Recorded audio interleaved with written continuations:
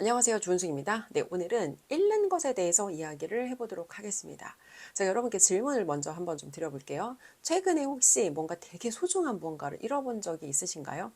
뭐 그 소중한 게 돈이 될 수도 있고, 소중한 사람이 될 수도 있고, 아니면 내 건강이 될 수도 있고, 뭐가 됐든 간에 우리는 삶에서 잃지 않고 살아갈 수가 없어요. 그런데 뭐 기본적으로 사람들은 잃는다는 걸 굉장히 싫어하는 걸 넘어서 두려워합니다. 왜?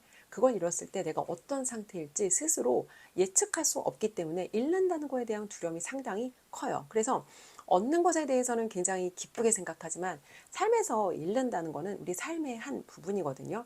그래서 잃지 않고는 우리는 살아갈 수 없습니다. 그러면 그 잃는다는 것을 통해서 우리가 뭔가를 배워야 되고 잃는다는 것을 통해서 무언가 때로는 그보다 훨씬 더 소중한 무언가를 지킨다는 의미일 수 있거든요. 그래서 오늘은 이 잃는다는 것이 무엇이고 이것을 어떻게 바라봐야 될지 여기에 대해서 이야기를 좀 해보려고 합니다. 제가 오늘 여러분들하고 나누려고 하는 이야기는요.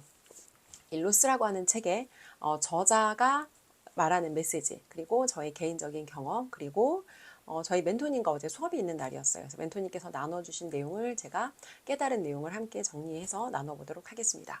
사실 여러분 이 영상을 제가 지금 한 100번도 넘게 찍은 것 같아요.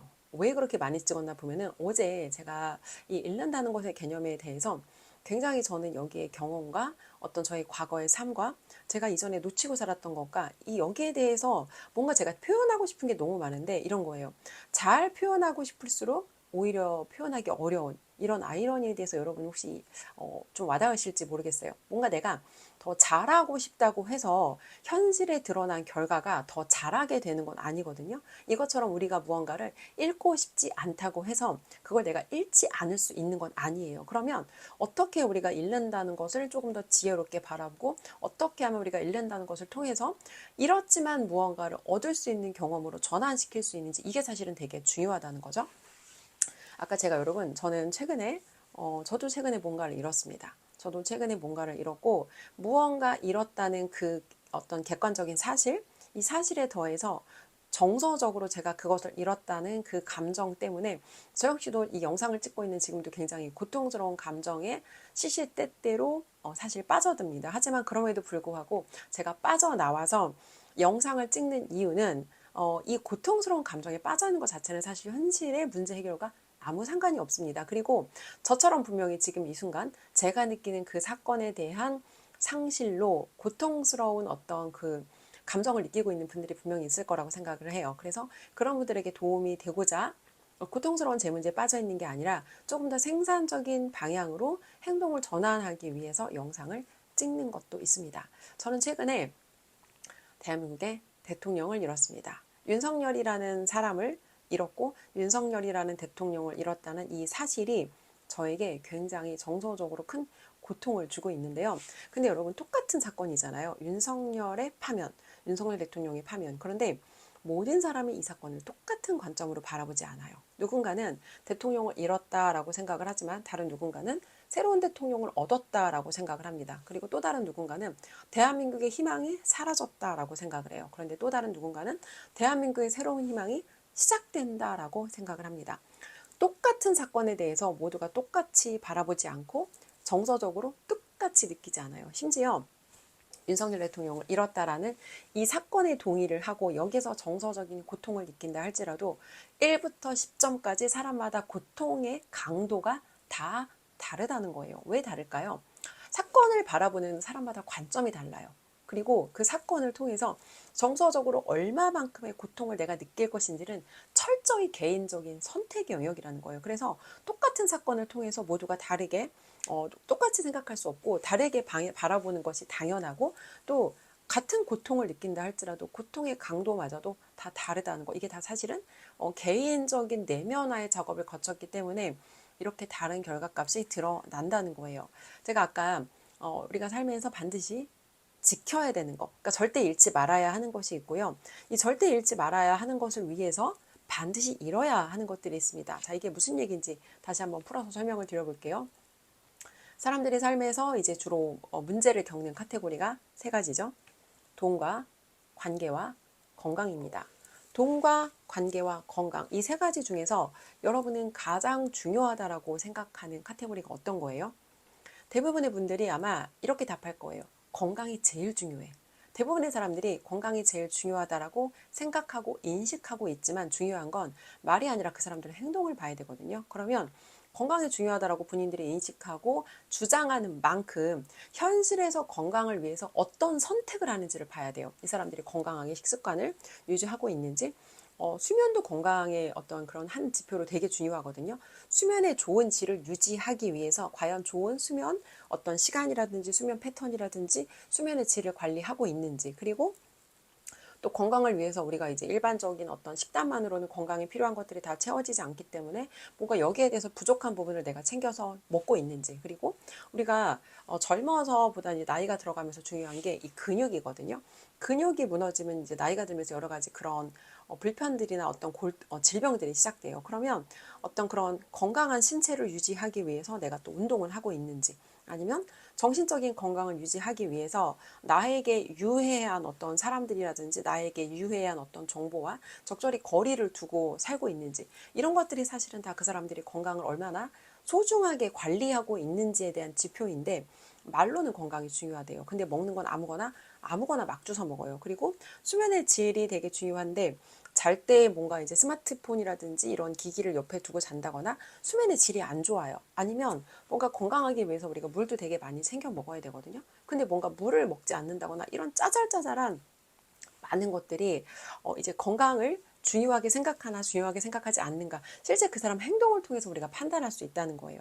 자, 다시 돌아와서 지난 몇 달간 저한테 반드시 지켜야 되는, 반드시 제가 잃어서는 안 되는 거는 이 대한민국이라는 나라와 자유민주주의였어요. 이 제가 생각했을 때 가장 중요한 최우선순위를 지키기 위해서, 그러면 우리가 봐야 되는 게, 당신이 이 중요하다라고 생각하는 걸 지키기 위해서 그 외의 나머지 것들은 이를 각오가 되어 있는가, 이걸 봐야 되거든요. 지난 몇 달간 저는 자유민주주의를 지키기 위해서, 대한민국을 지키기 위해서 윤석열이라는 사람을 지키는 게 최우선 과제이구나. 그러면 이게 내 인생의 가장 최우선 순위가 됐던 거예요. 그리고 나머지 것들은 다 뒤로 미루는 거예요. 왜? 가장 중요한 거를 지키기 위해서 모든 것, 이전에 제가 하던 모든 것을 똑같이 유지하면서 이걸 지킬 수가 없거든요.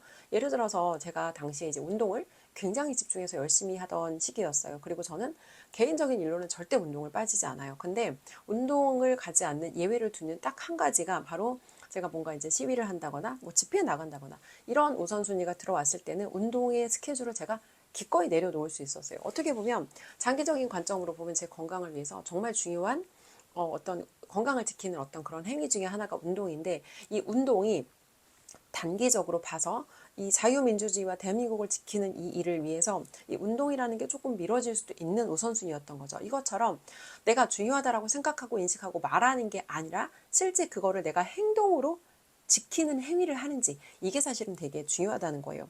많은 사람들이 어떤 객관적인 사건, 어떤 객관적인 상실로 인해서 이 정서적인 고통으로 그걸 가져가는 경우가 있거든요. 어떤 얘기냐면, 사람들이 경우에 따라서 돈과 자존감을 동일선상에 놓고 생각하는 경우가 있어요. 저는 이거를 예전에 조건부 자존감이라고 불렀거든요. 그러니까 20대와 30대의 주은숙은 자존감이 높지 않은 사람이었어요. 뭔가 내가 나에게 스스로 확신도 없었고, 이걸 내가 잘할 수 있을까라는 믿음도 없었고, 그리고 뭔가 어떤 기회가 주어졌을 때 저걸 내가 할 수 있을까? 과연 내가 자격이 있는 사람인가? 항상 저에 대한 이런 의심이 따라다녔어요. 그래서 제가 택했던 전략은, 어차피 지금 내가 가진 것도 없고 잃을 것도 없고, 다만 저게 주어졌을 때 내가 잘할 수 있을지 없을지 나도 몰라. 왜? 해본 적이 없거든. 그러면 정말 내가 죽을 힘을 다해서 저걸 일단 도전하고, 저 기회가 나한테 주어졌을 때 저걸 해내기 위해서 정말 최선을 다해서 한번 해보자. 이런 전략으로 20대와 30대를 살았어요. 뭐 사랑하는 일을 하면 여러분 뭐 돈 벌고 성공한다고 하잖아요. 사랑하는 일을 하는 거랑 돈 벌고 성공하는 건 아무 상관이 없습니다. 사랑하는 일을 아무리 해도요, 돈을 벌고 성공하려면 이 운이라는 퍼즐 한 조각이 맞아줘야 하거든요. 근데 사람들이 어떤 개인적인 성공과 나라는 사람을 동일선상에 놓게 되면 이 운이 작용해야지만 성공하거나 돈을 벌 수 있는 건데, 운의 영역이 작용하지 않으면 그때까지는 돈이나 성공으로 연결이 안 돼요. 근데 사람들이 어떤 오류를 범하냐면, 돈을 못 벌고 성공을 못하면 내가 의미 없고 가치 없는 사람이라는 이런 잘못된 판단을 하게 되는 거예요. 그래서 열심히 산다고 해서 우리가 열심히 살고 뭔가 내가 노력과 실력만으로 얻어질 수 있는 게 한계가 있습니다. 반드시 우리가 운이라는 거랑 연결이 돼야 어떤 결과값이라든지 어떤 바깥으로 드러나는 뭔가 돈이라든지 이런 숫자상의 결과로 연결이 된다는 거예요. 그래서 돈과 자존감을 아니면 돈과 뭔가 내가 스스로에게 느끼는 자신감을 동일선상에 놓고 판단하는 건 되게 위험한 일이에요. 저도 이전에 20대부터 30대 초반까지는 돈에다가 저를 같은 동일선상에 놓고 판단하지는 않았던 것 같아요. 왜냐면 그때까지는 제가 어차피 나는 뭘 해도 지금 기본적으로 부족한 상태이기 때문에 열심히 노력해서 채워야 된다는 게 제 어떤 기본적인 삶의 스탠스였거든요. 근데 이렇게 10년 정도를 치열하게 살다 보니까 어떤 일이 주어졌을 때 제가 기본 이상은 해낸다는 좀 자신감이 쌓이더라고요. 그러니까 자신감이라는 게 멍청한 사람들이 성공을 하면 되게 위험해요. 왜 위험하냐면 자기가 왜 성공했는지 그 성공의 원인을 제대로 분석을 못하는 거예요. 그래서 다른 사람들한테 자기의 성공의 노하우를 전해줄 때 이런 식으로 잘못 전달하는 오류를 범합니다. 예를 들어 자기가 돈을 많이 벌었어요. 어떤 업종에 들어가 성공했어요. 그러면 사람들한테 자신감을 가지세요. 자신감을 가지고 고객을 만나야 여러분이 클로징을 할 수 있어요. 이런 식으로 얘기하는데 자신감이라는 건요. 개뿔도 없는 상태에서 저절로 얻을 수 있는 감정이 아니에요. 뭔가를 내가 도전했다가 하나하나 작은 성공의 경험들이 쌓이면서 성공의 경험들을 반복적으로 얻었을 때 따라오는 감정이 자신감인 거지.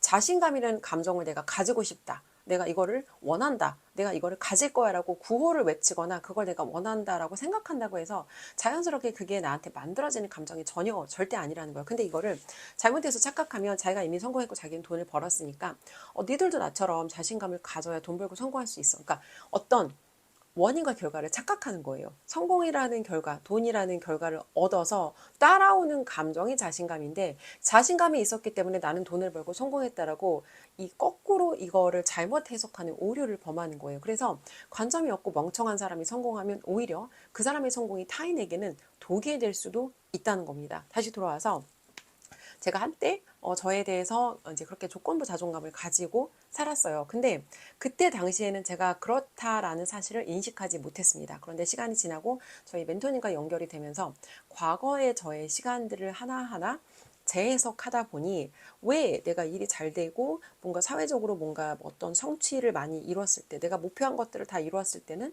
스스로에 대해서 자신감도 있고 자존감도 굉장히 높은 것 같고 뭔가 내가 하는 일은 다 잘 될 것 같았는데 어떤 특정 사건을 특정 시점을 기점으로 뭔가 내가 일이 잘 안 되기 시작하니까 그때부터 스스로 자신감도 없고 자기에 대한 믿음도 약해지고 이런 경험을 제가 했거든요. 근데 이걸 우리가 정말 명확하게 구분해서 판단할 수 있어야 된다는 거예요.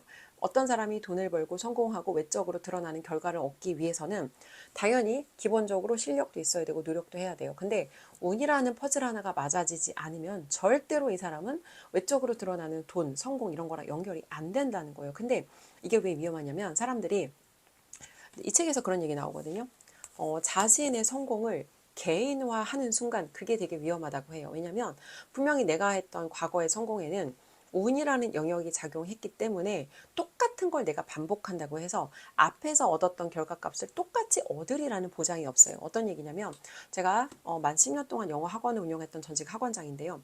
학원을 운영하기 전에 영어를 10년 가르쳤고 이제 그리고 10년을 학원 운영을 한 거예요. 그러면 제 영어 인생은 총 20년이죠. 10년 동안은 아무리 제가 사랑하는 일을 하고 열심히 했지만 돈이 안 됐어요. 그냥 겨우 먹고 사는 수준이었던 거지 경제적으로 여유가 있어 본 적은 한 번도 없습니다. 그러다가 이제 학원을 시작하고 제 자영업을 하면서 그때부터 사실 빠르게 경제적인 상황이 좋아졌거든요.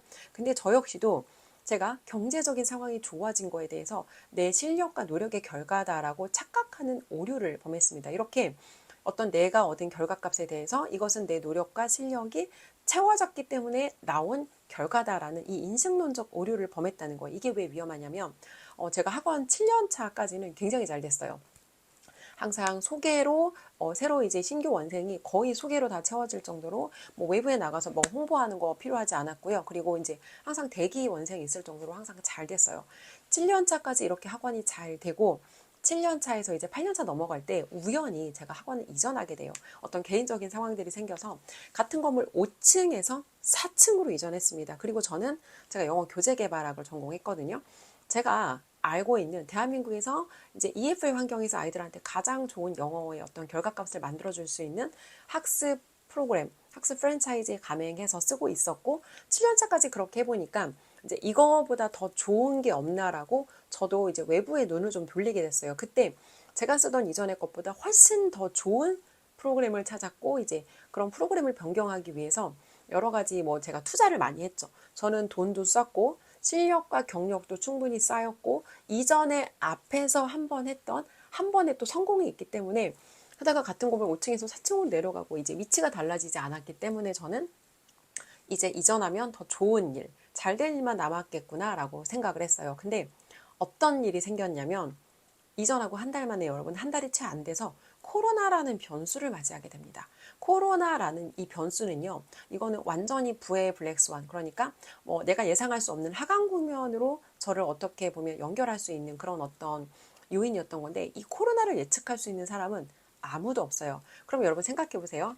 이전에 제가 했던 성공에서 제가 제 오로지 노력과 실력만의 결과로 얻어진 게 아니라고 한다면 지금 내가 얻고 있는 이 결과값, 어떤 코로나로 인해서 내 자영업이 이전에 비해서 뭔가 상황이 안 좋아졌어. 그러면 여기에 대해서도 이게 내 노력과 실력만의 문제가 아니라 운의 영역이 작용하면, 운의 영역이 반대 방향으로 작용하면 여기에 대해서 내가 통제할 수 있는 부분이 없구나라는 걸 인식해서 여기에서 이 어떤 비즈니스가 뭔가 손실이 일어나는 이거를 개인적인 어떤 실패로 인식하면 안 되거든요. 근데 이때 제가 힘들었던 게 이전에 저의 성공을 나라는 사람의 가치와 동일선상에 놓고 생각했던 이 저의 과거의 습관이 있었기 때문에 현재 이 코로나 이후에 비즈니스가 잘 안 되는 이 손실의 상황도 여전히 저는 저라는 사람과 동일선상에 놓고 생각을 한 거예요. 그러다 보니까 내 비즈니스의 손실이 나라는 사람의 가치의 하락으로 연결돼서 제가 되게 스스로에게 이걸 뭐라고 표현하면 좋을까? 내가 되게 뭔가 쓸모없는 사람인 것 같고 내가 뭔가 되게 가치가 없는 사람인 것 같은 그런 고통에 굉장히 저는 시달렸거든요. 근데 나중에 저희 멘토님을 만나고 나서 깨닫게 된 거예요.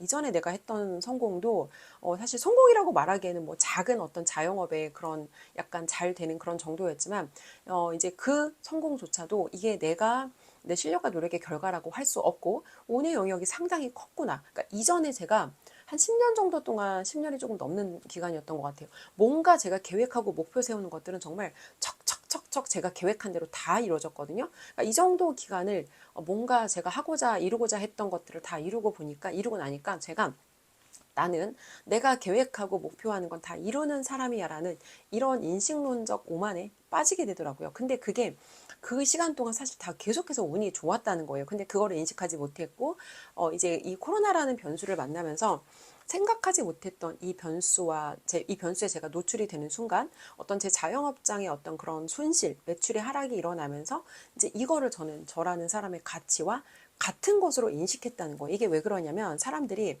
기본적으로 이렇게 생각하는 게 있어요. 뭔가 일이 잘 안 될 때, 손실이 일어날 때 이거를 옳지 않은 것이라고 생각해요. 그리고 틀린 거야. 이건 틀린 거야. 그리고 틀린 거는 나쁜 거야. 그러다 보니까 이 손실로 인해서 일어나는 결과값은 나쁜 거야. 그리고 이 결과값이 손실이 일어난 결과값은 나쁘고 이거는 실패로 인식하는 경우가 있어요. 그런데 운의 영역으로 연결되는 이 어떤 숫자상의 손실과 이득은 사실 이게 다 운의 영역이기 때문에 운의 영역에서 얻어진 것을 개인적으로 어떤 자신의 성공화, 개인의 성공화를 하는 것도 되게 위험할 뿐만 아니라 개인적인 어떤 그것을 자신의 가치를 떨어뜨리는 관점으로 보는 것도 사실은 되게 잘못된 해석이라는 거죠. 제가 무슨 얘기를 하고 싶으냐면 지금 제 유튜브 영상에 요즘 너무 고통스럽다. 너무 고통스럽고 개인의 삶의 의욕을 잃었다. 이제 이런 댓글 쓰시는 분들이 굉장히 많거든요. 근데 그분들이 그런 감정을 느낄 수밖에 없는 이유는 내가 지키고자 했던 이 윤석열이라는 대통령 그리고 내가 지키고자 했던 이 대한민국이라는 국가의 자유민주주의라는 가치를 지켜내지 못했다는 이 단기적인 결과가 마치 나라는 사람의 실패처럼 인식되기 때문에 이거를 개인적인 고통으로 우리가 받아들인다는 걸 다시 한번 설명할게요. 대한민국이라는 나라에서 우리가 지금 발견한 현실, 대한민국의 자유민주주의가 무너지고 있구나. 근데 이 자유민주주의를 지키기 위해서는 윤석열이라는 사람을 지켰어야 돼. 이 사람을 못 지켰어. 이 사람 파면됐어. 그러면 객관적으로 대통령을 잃은 이 대한민국의 손실을 내가 정서적으로 내가 개인적인 무언가를 잃은 것처럼 개인적인 고통의 영역으로 가져와서 이 내면화하는 그런 작업을 우리가 했기 때문에 개인의 삶에 어떤 고통과 이게 연결이 된다는 거예요. 그래서 물론 이게 정서적으로 고통스럽지 않다는 얘기를 하는 건 아니에요. 하지만 우리가 이것을 분리해서 사실과 의견을 분리해서 생각하지 못하면 외적인 손실이 일어날 때마다 그것을 내면의 상실로 가져와서 현실의 손실보다 훨씬 더 고통스러움을 우리가 계속해서 반복적으로 겪게 된다는 거예요. 이게 왜 그러냐면 예를 들어 어떤 운동 경기라든지 어떤 단일한 하나의 사건, 이 사건에 대해서는 이 사건이 종료되면 정서적 고통이 끝나요, 여러분. 그쵸? 여러분이 예를 들어서 지금 우리나라 아니고 지금 월드컵 혹시 예선 같은 거를 하고 있나요? 예를 들어서 이제 그런 예선이 있다고 했을 때 경기에서 우리가 잃었다는 건 그냥 그게 경기에서 잃었다는 게 내 개인의 손실은 아니에요. 근데 우리가 무언가 어떤 내가 중요하게 생각하는 걸 잃었을 때 이 손실을 정서적으로 이 내적인 어떤 상실로 연결해서 생각하는 경우에는 실제로 발생한 어떤 그 상실보다 훨씬 더 우리가 그 상황을 스스로 고통스럽게 바라보고 스스로 고통스럽게 그 감정을 내가 선택해서 내가 받아들인다는 거예요. 그렇기 때문에 많은 분들이 지금 대한민국에 처해 있는 현실의 상황보다도 훨씬 더 그 상황을 너무 고통스럽게 희망이 없다, 대한민국 끝났다 이런 상황까지 우리가 확장해서 생각을 한다는 거거든요. 다시 한번 정리해서 말씀을 드릴게요. 이 로스라는 책의 저자에 따르면 우리가 인간들이 겪게 되는 이 어떤 상실과 손실을 크게 두 가지 카테고리로 나눠서 생각할 수가 있어요. 이제 외적인 상실과 내적인 손실로 구분해서 봐야 되거든요. 자, 외적인 상실은요, 예를 들어 돈이라든지 아니면은 어떤 내가 내기를 했어. 누군가랑 경쟁을 했는데 내가 졌어. 이렇게 누가 봐도 이 결과값은 똑같은 거예요. 누가 봐도 이 결과값은 똑같은 게 외적인 손실이고요. 내적인 상실이라는 건 예를 들어 이런 거예요.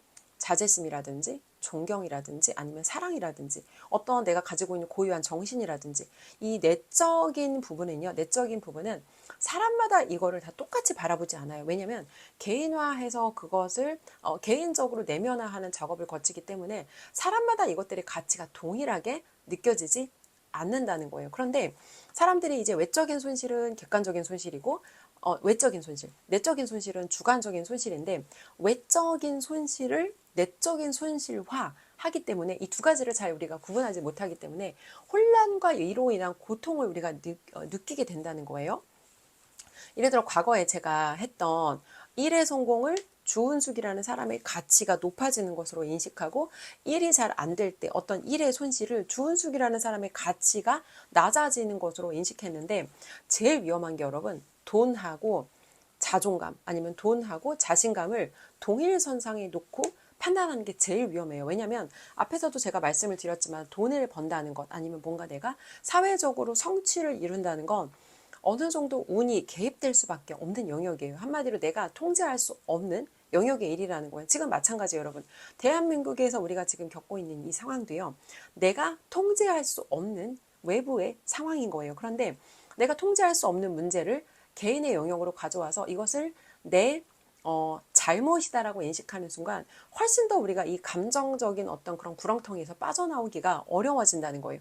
예를 들어 여러분 대한민국의 이 상황이 내 책임이야? 내 책임은 맞아요. 왜냐면 내가 대통령 뽑아놓고 관심도 안 가졌고 지금 대한민국이 어떻게 돌아가고 있는지 내가 잘 먹고 잘 살고 내 문제에 빠져 있느라 우리나라가 어떻게 돌아가고 있는지 내가 관심 갖고 함께 여기에 참여해서 목소리를 내지 않았어. 그러면 대한민국이 이 상황이 된 것이 내 책임은 맞아요. 근데 내 잘못이냐? 내 잘못이라는 거는 이게 내가 어떤 노력과 의지와 내 어떤 선택으로 이게 바꿀 수 있는 부분이냐는 거예요. 이거는 내 책임은 맞지만 내 잘못은 아니라는 거예요. 이 두 가지를 여러분들이 반드시 구분할 수 있어야 되고 이게 왜 위험하냐면 아까 제가 말씀드린 인간들이 이제 잃고 싶지 않은 아니면 문제를 겪는 카테고리 세 가지가 있다고 했잖아요. 돈과 관계와 건강이에요. 근데 이렇게 생각하는 사람들이 있어요. 돈이 해결되면 여러분 인생의 모든 문제가 다 해결될 거라고 생각하세요? 대부분의 사람들이 그렇진 않을 것 같은데 라고 말해요. 그렇진 않을 것 같은데라고 말하고 생각하기도 하지만 실제로 그 사람들이 살아가는 걸 보면요. 인생이 돈이 전부인 것처럼 사는 사람들이 너무 많아요. 과거에 저도 그렇게 살았거든요. 말로는 건강이 중요하다고 하지만 실제로 건강을 지키는 행위는 절대 하지 않고요. 돈을 벌기 위해서 때로는 건강과 관계를 희생하는 선택을 거침없이 해요. 저도 과거에 그랬어요. 그래서 결론적으로 말하면 돈을 버는 거에 이렇게 집착하는 이유는 돈을 벌면 내 인생에 거의 대부분의 문제가 다 해결될 거라고 믿기 때문에 돈을 벌면 내 인생의 어떤 고통스러운 것들이 모두 다 제거되거나 사라질 거라고 믿기 때문에 이 사람들이 돈을 버는 행위에 이렇게 집중하는 거거든요. 근데 제 주변에 돈을 많이 버는 분들 그리고 돈을 많이 벌어본 성공을 해본 분들이 많아요. 근데 이 사람들이 공통적으로 얘기하는 거는 돈으로 인생의 모든 문제가 다 해결되지 않는다는 거예요. 예를 들어서 어떤 사람은 수백억 자산가예요. 근데 그 사람은 자식이 자신의 뜻대로 되지 않아서 너무 고통스러워하는 사람이 있고요.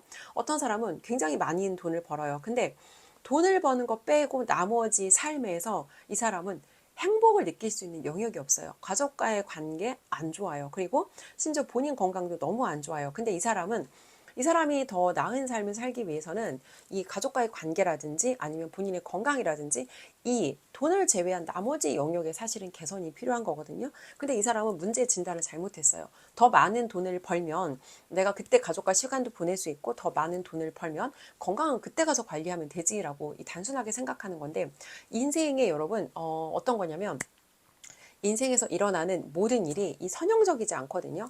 내가 예를 들어서 1부터 10까지의 노력의 정도가 있다고 했을 때 1의 노력을 한다고 1의 결과가 나오고 2의 노력을 한다고 2의 결과가 나오는 게 절대 아니에요. 건강도 마찬가지예요. 건강도 비선형적이라는 게 20대부터 30대까지 내가 경험했던 건강상의 어떤 그 문제가 30에서 40대까지 내가 나이가 들어가는 시기에 동일하게 드러나지 않아요. 예를 들어서 앞에서 이제 어떤 병원에 가서 내가 병원에서는 진단이 나와야지만 이 사람에 대해서 당신은 무슨 병을 가진 환자입니다라고 얘기를 하잖아요. 사람들은 건강에 대해서 내가 진단이 떨어지기 전까지 자신의 건강을 의심하지 않아요. 그래서 예를 들어 당뇨라는 게 발현되기 전까지 그 앞단계 증상들이 있단 말이에요. 지금 내가 당뇨병에 걸리지 않았어. 근데 분명히 앞에 드러나는 어떤 내가 몸에서 느끼는 그런 문제들이 있단 말이에요. 그러면 병원에서 진단이 떨어질 때까지는 버티고 미루고 최대한 이걸 내가 인정하지 않는 거예요. 나는 아직 병원에서 진단이 안 나왔으니까 난 절대 환자가 아니야. 근데 환자라는 건 여러분 이 숫자상의 숫자가 9에서 10으로 띵 바뀌어서 병원에서 진단이 나왔을 때 이 사람을 뭔가 그 위험군의 상태인 사람과 환자로 구분하는 거지 앞 단계의 숫자를 내가 가지고 있다고 해서 내가 건강하다는 의미는 아니거든요. 근데 사람들이 이렇게 비합리적이에요. 그래서 자기가 현재 아직까지는 몸에 느껴지는 여러 가지 불편과 어떤 문제들이 많지만 병원에서 나에게 당신은 뭐 암에 걸렸습니다. 당신은 당뇨병에 걸렸습니다. 당신은 무슨 뭐 고혈압 환자예요. 이런 식으로 환자로 진단하지 않았다고 해서 자신이 건강하지 않은 상태임에도 불구하고 건강에 문제가 없다라고 자신을 속이는 방식으로 자기가 중요하다고 생각하는 돈 버는 일에 집중하는 이런 어리석은 사람들이 너무너무 많다는 거예요. 근데 이게 보통 사람들이 건강에 문제가 생기면 그때 가서 지키면 되지, 그때 가서 고치면 되지라고 하는데 여러분 이런 거예요.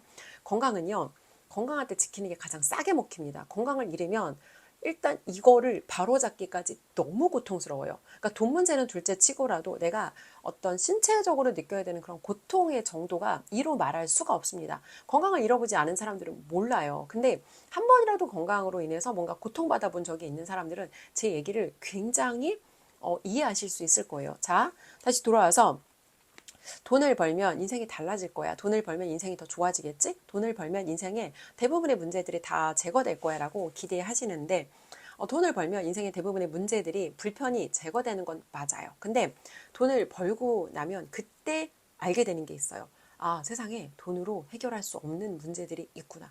이거를 깨닫게 됐을 때는 이미 이런 거예요, 여러분. 이걸 내가 몸에서 어떤 그 건강이 안 좋을 때 드러나는 신호들이 있잖아요. 근데 그거가 통증으로 연결되면 사실 이미 늦은 경우가 정말 많거든요. 치아에서 작은 충치가 생겼을 때 처음에는 통증이 안 느껴져요. 근데 이가 아프기 시작해서 병원에 가면 사실 그때는 굉장히 이 충치 어떤 정도가 굉장히 좀 심하게 발전되어 있는 그런 상태라는 거죠. 이것처럼 돈으로 해결할 수 없는 문제가 있구나라는 걸 깨달았을 때는 이미 그 사람은 이 돈에 대해서, 정신에 대해서 이미 이게 많이 진행되어 있는 그런 환자의 상태라는 거예요. 자, 그래서 이런 거예요, 여러분. 제가 돈을 벌지 말라는 얘기를 하는 게 아니에요. 돈을 버는 건 되게 중요해요. 왜냐면 돈을 벌고 돈이 있어야 사람답게 살 수 있어요. 돈이 있어야 하찮은 일에, 중요하지 않은 일에 내가 에너지와 시간과 이런 것들을 뺏기지 않을 수가 있어요. 돈은 너무 중요한데, 중요한 건 돈이 중요하지만 돈이 인생의 절대 전부가 아니라는 거예요. 이거를 반드시 깨달으셔야 된다는 거예요. 언제? 돈을 벌기 전에. 이게 많은 사람들이 기대하고 바라는 것과 달리 돈을 많이 가진 거랑 좋은 일생을 사는 건 여러분 별개거든요. 이게 어떤 얘기냐면 내가 원래 삶을 잘 꾸려나갈 수 있는 사람이에요. 그런 사람들은 돈을 벌었을 때 더 잘 살아요. 왜냐면 내가 돈 때문에 잘 살았던 게 아니라 원래 삶을 잘 꾸려갈 수 있는 지혜가 있는 사람들은 돈이 생겼을 때 그 돈을 지혜로운 방향으로 쓰면서 삶을 더 잘 살아갈 수 있어요. 근데 내가 원래 삶을 잘 살아갈 수 있는 지혜가 없는 상태야. 그러고 그런 상태로 돈만 많이 벌면 인생이 좋아지겠지라는 막연한 기대값을 갖고 돈을 벌었단 말이에요. 근데 돈을 벌었는데 그 후에 생각하지도 못한 문제가 터져 나와요.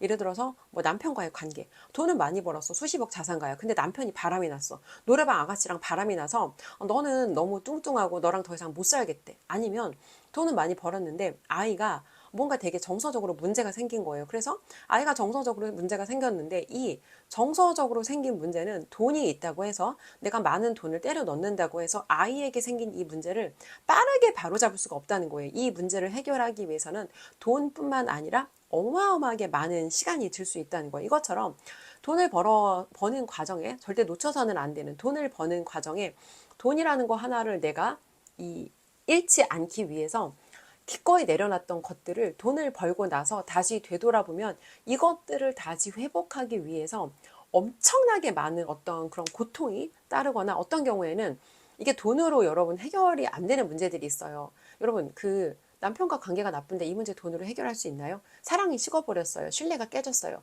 이 문제 돈으로 해결할 수 있나요? 이런 문제는 돈으로 해결할 수 없는 문제들이에요. 근데 사람들이 돈이라는 거 하나로 인생을 바꿀 수 있다는 믿음을 가진 사람들은 그러니까 이렇게 보시면 돼요. 악마랑 거래를 하는 거다. 그 톨스토이의 어떤 그 소설에 나오는 내용인데요. 악마가 농부에게 제안을 해요. 당신이 하루 동안 달려서 이제 이렇게 뭐 정사각형 아니면 직사각형의 모양을 만들면 그만큼의 당신이 달려서 처음부터 끝까지 달려서 이렇게 완주한 땅만큼을 당신에게 주겠다. 자, 여러분 이 얘기를 들으면 어떻게 하실 것 같아요? 대부분의 사람들은 그러면 내가 되게 전략적으로 시간을 나눠서 딱딱딱 시간마다 이렇게 전략적으로 가면 되지라고 우리가 이게 이론이에요. 이렇게 생각하잖아요. 근데 막상 그 상황이 놓이면 대부분의 사람들이 욕심을 내기 시작해요. 조금만 더 달리자. 내가 어차피 오늘 하루인데 내가 오늘 하루 동안 달려서 완성된 땅이 다 내 거면 조금만 더 달리자. 오늘만 뛰면 되는 거잖아라고 생각을 하고 그 농부도 이제 처음에는 걷다가 해가 뉘엿뉘엿 이렇게 떨어지기 시작하니까 달리기 시작해요. 그래서 죽을 힘을 다해서 달렸습니다. 어떻게 됐을까요? 그 농부가 도착해서 결국 그 땅을 얻게 됐는데 땅을 얻게 됐지만 그 농부는 더 이상 살아있지 않았어요.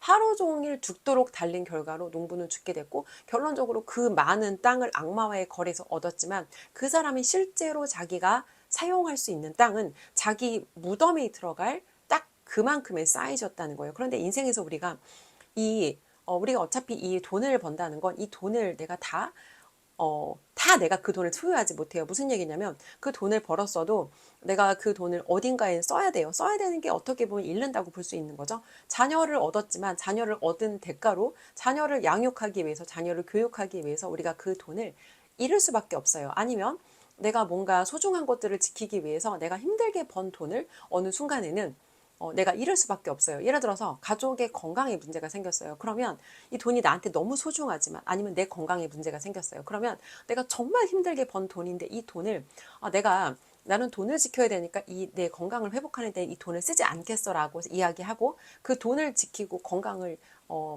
잃는 그 선택을 하실 수 있냐는 거죠.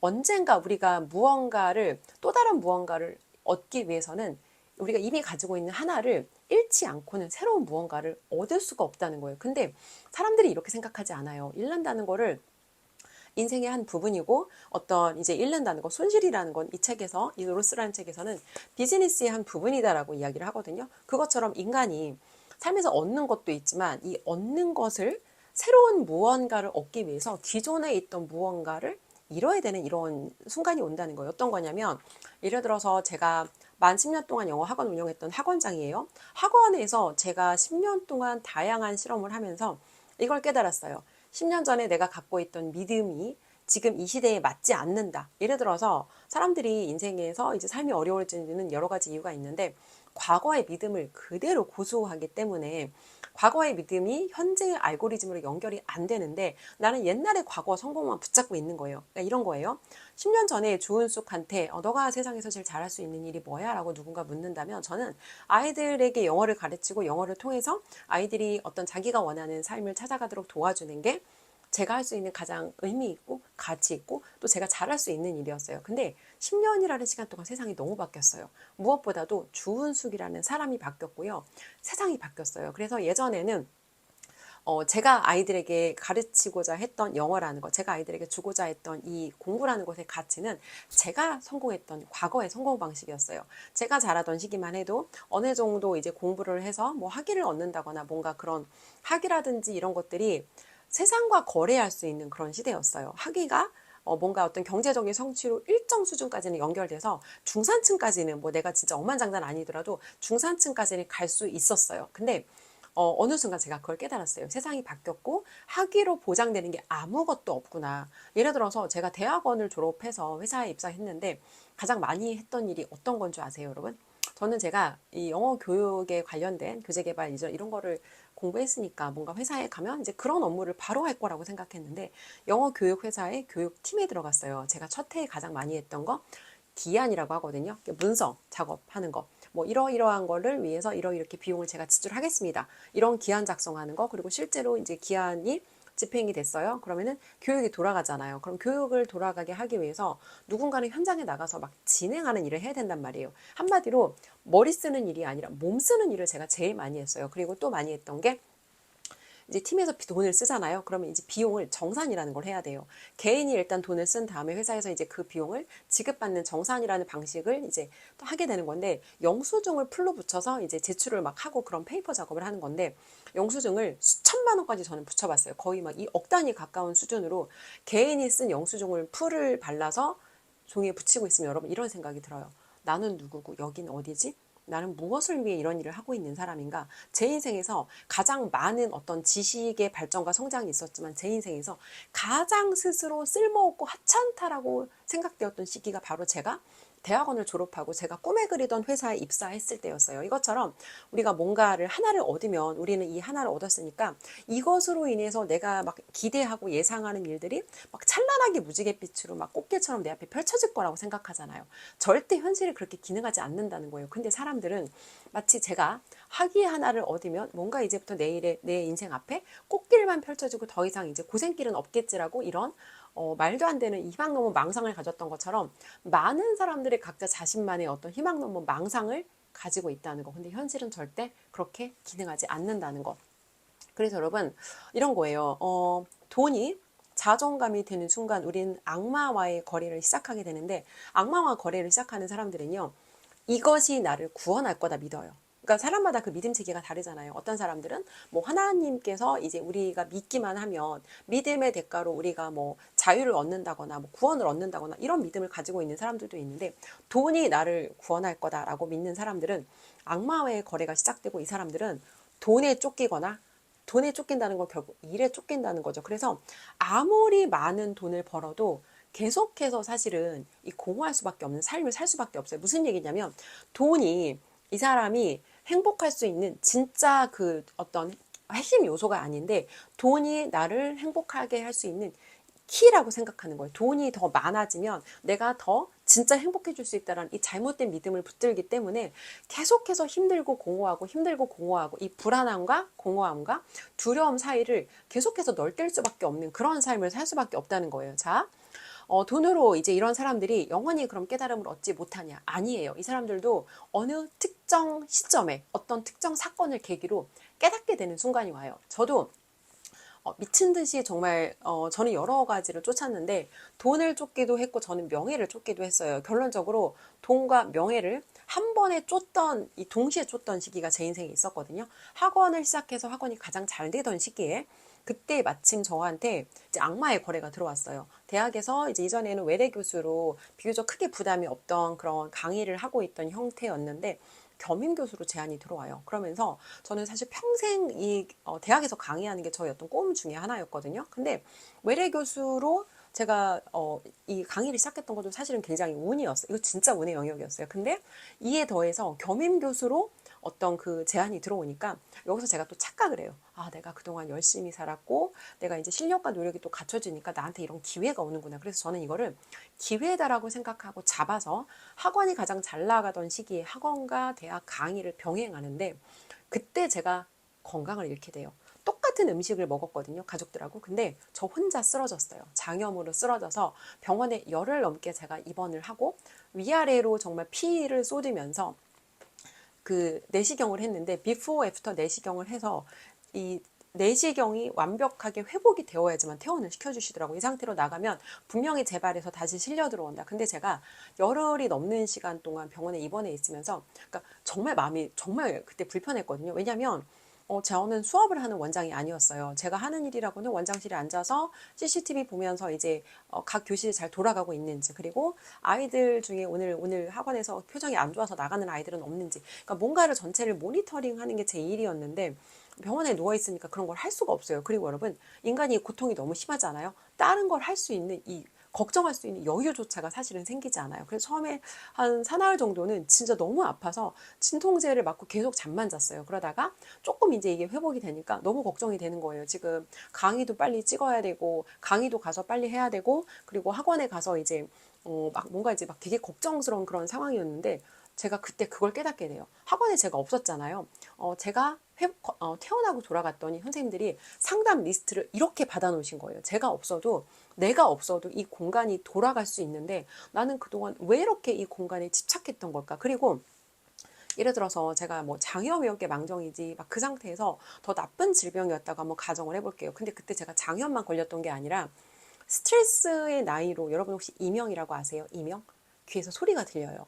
삐 소리가 들리는데 30대 나이에 이명이 걸리는 일은 절대 흔하지 않은 일이에요. 제가 처음에 이게 왜 이러는지 몰라서 이제 병원에 갔더니 다 어르신들만 와서 앉아 계시는 거예요. 막 70대, 막 뭐 60대, 막 이런 어르신들이 앉아 있는데 30대 제가 가서 혼자 이제 이 검사를 받으니까 선생님께서 어이가 없어 하시는 거예요. 아니, 어쩌다가 30대 사람이 이런 증상이 나타나서 왔냐고. 왜냐면 신체 노화 때문에 나타나는 증상이기도 한데 이명이라는 게 상당히 많은 케이스가 스트레스 때문에 오는 거거든요. 근데 그때 제가 그랬어요. 그래서 스트레스로 이제 이명에 시달리다가 이명에 시달리던 중에 제가 장염으로 또 쓰러진 거예요. 그래서 사실 여기에서 제가 멈췄게 망정이지, 만약에 멈추지 못하고 계속해서 제가 막 욕망의 어떤 폭주를 했으면 사실 제가 지금 살아서 이 영상을 찍고 있을지도 사실은 장담할 수 없다는 거예요. 다시 돌아와서 인생의 이 사람들이요, 어느 순간에 자기가 절대 잃고 싶지 않던 그 무언가, 아니면 절대 잃고 싶지 않던 무언가가 아니라 자기가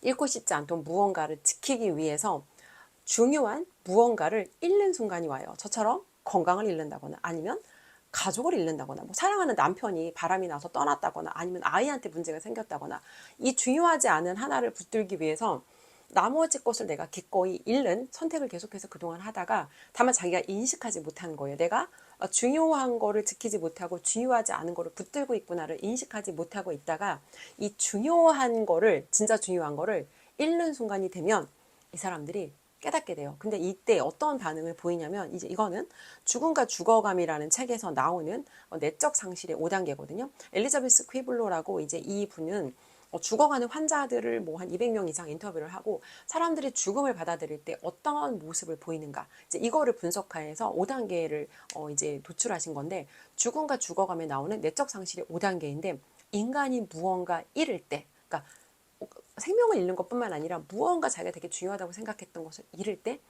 그때 사람들이 보이는 반응이에요. 1단계는요, 이런 부정을 합니다. 아니야. 그럴 리 없어. 아니야. 분명히 더 많은 돈을 벌면 내 인생은 더 좋아질 거야. 아니야. 내가 지금 행복하지 않은 이유는 아직 충분히 많은 돈을 벌지 않아서 그렇고 내가 조금만 더 많은 돈을 번다면 나는 분명히 더 행복해질 수 있을 거야. 1단계는 부정을 해요. 그리고 2단계 좌절하고 분노합니다. 그러니까 무언가에 대해서 막 분노를 쏟아내는 거예요. 아니 내가 이렇게까지 밥도 못 먹고 이렇게까지 내가 고객한테 시달려가면서 이렇게까지 내가 가족을 위해서 헌신하는데 나에 대한 존경도 없고 나에 대한 인정도 없어. 가족들이 나를 어느 순간 내가 정신을 차리고 보니까 나는 단지 가족들한테 ATM인 거야. 나는 돈 벌어온 기계인 거고 쟤들이 봐서 나는 가족의 구성원이 아닌 거고 내가 희생하는 건 당연한 거고 그러면 이제 이걸 깨닫기 시작하면 그때 분노하는 거예요. 어떻게 나한테 이럴 수가 있어? 그리고 좌절하는 거죠. 내가 그동안 살아왔던, 내가 그동안 헌신했던 시간은 무엇을 위한 건가? 이렇게 분노하고 좌절하는 게 2단계고요. 3단계는 타협합니다. 나 너무 지쳤어. 언제까지 이렇게 일해야 돼? 언제까지 도대체 내 삶은 언제 끝나는 거야? 언제까지 내가 이렇게 정말 개처럼 일만 해야 돼? 그래서 이때는 뭔가 자기가 현실적인 어떤 그런 목표를 만든다거나 해서 그거랑 타협해요. 그래. 내가 언제까지 이렇게 막 지금 내 건강 상태도 너무 안 좋고 나 너무 뚱뚱하고 지금 뭐 이 상태로 내가 더 일하다가 나 남편한테 이혼당할 수도 있어. 그러니까 내가 딱 30억만 벌고 나 무조건 은퇴야. 이런 식으로 목표를 세우고 타협하는 거예요. 그래. 내가 영원히 이렇게 살 게 아니니까 이때까지만 참자. 과거에 저도 그랬거든요. 현재를 열심히 사는 건 좋아요. 근데 제가 현재를 열심히 사는 게 현재를 사랑해서 열심히 산 게 아니라 미래에 언젠가 좋기 위해서 현재의 행복을 뒤로 미루면서 언젠가 좋을 거니까 지금은 조금 미루자. 내가 지금은 조금 인내해서 지금은 내가 막 연금도 많이 넣고 막 보험도 많이 넣고 건강 안 좋아. 근데 저는 제가 건강이 안 좋을 때마다 했던 선택이 자, 여러분 생각해 보세요. 건강이 안 좋으면 어떻게 해야 돼요? 건강이 나쁜 원인이 무엇인지를 밝혀서 그거를 근본적인 원인을 해결해야 되잖아요. 근데 저는 건강이 안 좋을 때마다 두렵잖아요. 그러니까 보험을 늘렸어요. 아, 그래. 내가 만약에 병에 걸렸다고 해도 돈이 있어야 치료할 수 있으니까 보험을 가입하자. 그래서 거의 전신을 보험으로 막 완전히 막 이렇게 막 진짜 도배를 할 정도로 보험을 계속 가지수를 늘렸던 거예요. 그래서 저 혼자 1인 가족임에도 불구하고 보험만 제가 거의 100만 원 가까이 냈었거든요.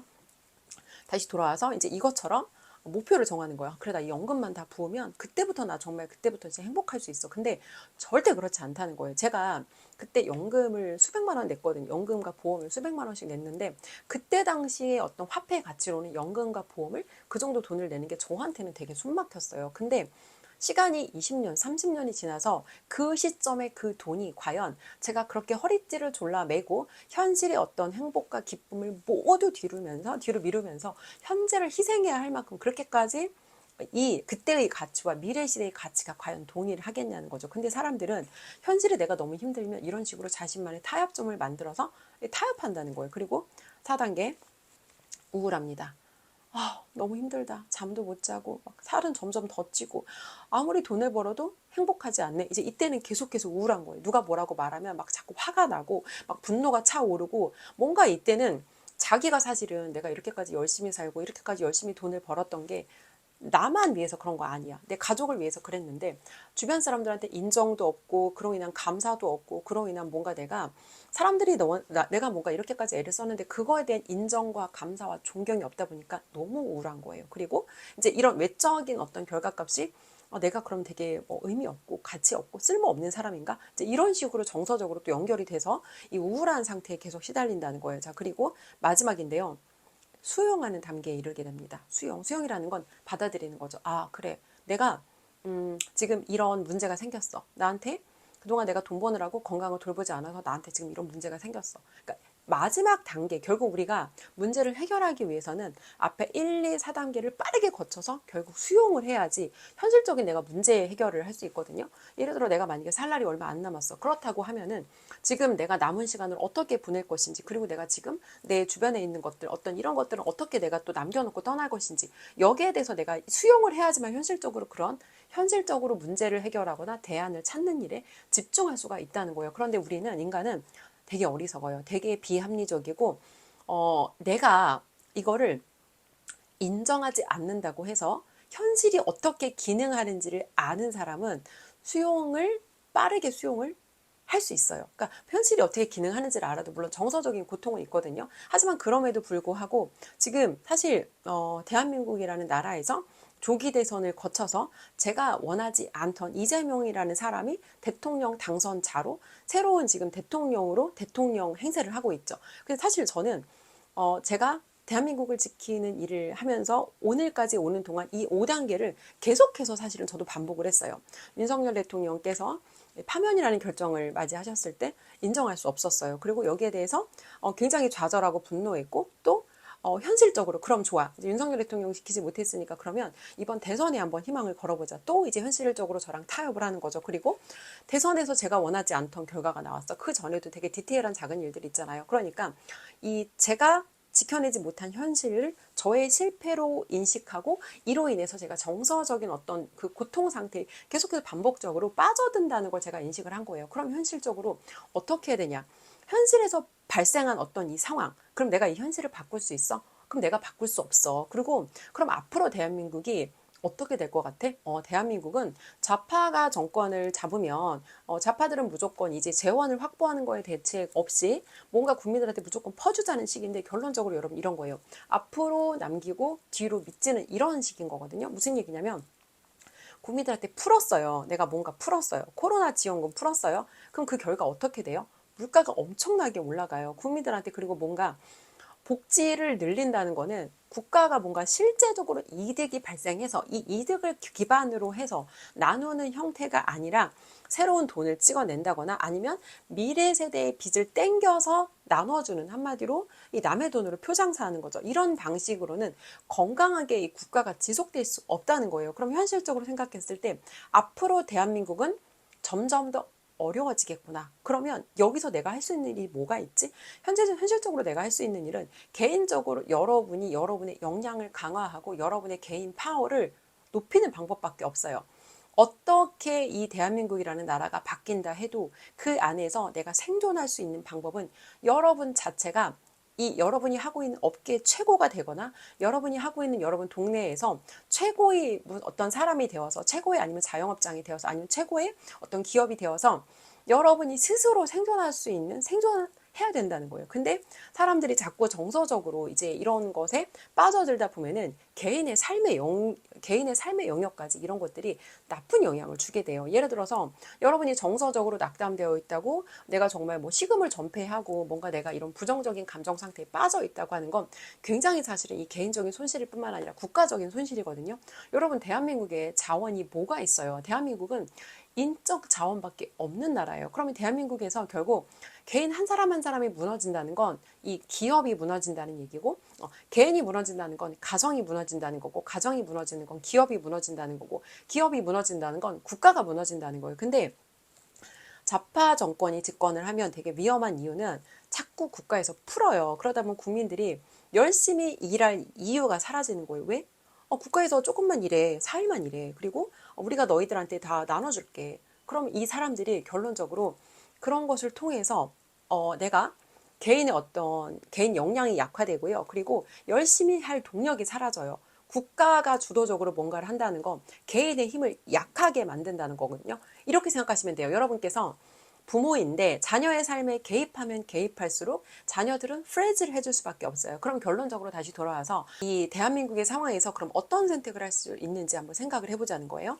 이미 일어난 상황에 대해서는 우리가 이 빠르게 5단계를 거쳐서 여러분이 현실이 어떻게 기능하는지 직시하고 현실을 수용하셔야 돼요. 그리고 여기서 더 나아가서 앞으로 대한민국에 일어날 수 있는 일까지 우리는 내다볼 수 있어야 돼요.